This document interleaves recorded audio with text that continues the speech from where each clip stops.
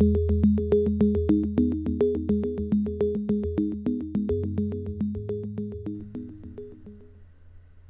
this video, we'll talk about manual nesting. So in the main ProNest window, the part list task pane shows all of the parts that have been added to the job. These parts can now be nested. I'm going to take a second to just customize the main window a bit to make it easy to see parts and their properties. So I'll turn off this color legend here. And also on the View tab, I'll select Properties. And then the properties for the currently selected part in the part list will be shown there.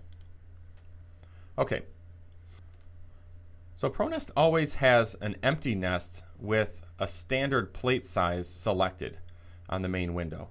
So right now, my empty nest has a size of 96 by 48, and that's displayed at the bottom in the status bar. So this is my default plate size, and it's coming from settings, but let's say I need to nest on a different plate size. So click the Home tab, select New Nest, and then there's a list of options here. I'll pick 120 by 48. Again, this is a list that can be configured in settings. Also, you could type in a custom size here with these two boxes if you need to. All right, so I'll click OK. Now my new empty nest is created. I don't need the first nest anymore, so I can click the Nest tab down below and then just select Delete Nest. All right, and that one's removed. Okay, so I'm ready to nest now. With manual nesting, parts are added from the part list to the nest one at a time. There are several different ways to manually nest parts. One quick way of manually nesting a part is with Anchor Part to Cursor. That's this option at the bottom of the part list. So when I turn this on, the selected part in the part list becomes affixed to the mouse cursor. So it becomes anchored to your cursor, and to nest you just click. So just click an empty area of the nest, and the part is dropped down at that point and then bumped towards the nesting home. So the nesting home is indicated by the purple circle. In my case, this is the upper left corner of the plate. Clicking again will nest more copies of the part. Notice that as parts are added, the quantity nested in the part list is updated. So this foot part now has 2 of 2 nested, and there are no more copies available for nesting. Just click a different part in the part list to continue nesting with that part. All right, so the part is bumped towards the nesting home here, but if you don't want that to happen, you can hold the Control key and then click, and that will drop the part at the location you click without bumping it to the nesting home. There's also an option in Preferences called Disable Automatic Bumping of Parts, and that will turn off the bumping during manual nesting altogether. All right, you can also rotate these parts here.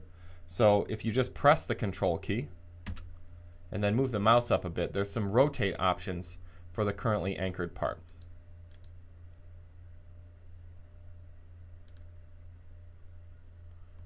Okay, there's also keyboard shortcuts for this. So the Q, E, W, and S keys perform different rotation commands as well in ProNest. Okay, to turn off anchored part, just right-click on the nest.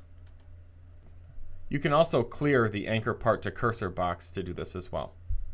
All right, another similar method of nesting is just drag and drop. So you can grab a part, click it, and then drag it onto the nest, and it will be bumped towards the nesting home. With either of these two methods of manual nesting, you can change the way that parts bump and rotate as they're being dragged on the nest. There are 3 states to choose from. That's set in the status bar in the main window. There's an option called Smart Drag.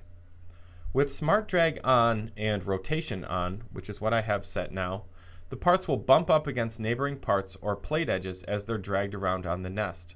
We'll turn on Anchor Part to Cursor again, and this time I'll select this bracket part.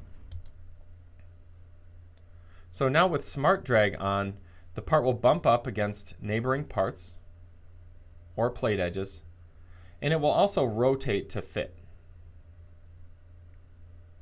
Okay, so this is a good option if you're trying to fit a part into an empty area on the nest.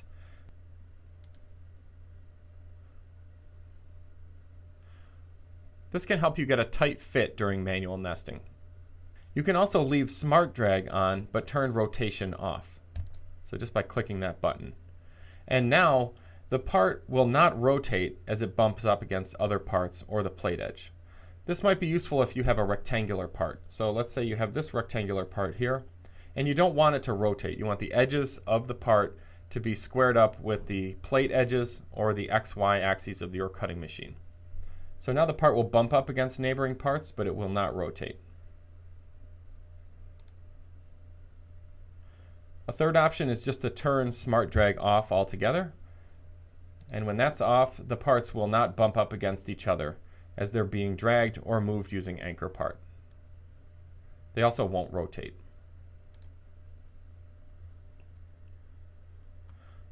Another way of manually nesting is just to double click the part in the part list. So let's try that with this paddle part right now. All right, and as I do that, it will add the part and actually automatically nest that single part. So this is sort of automatically nesting parts one at a time.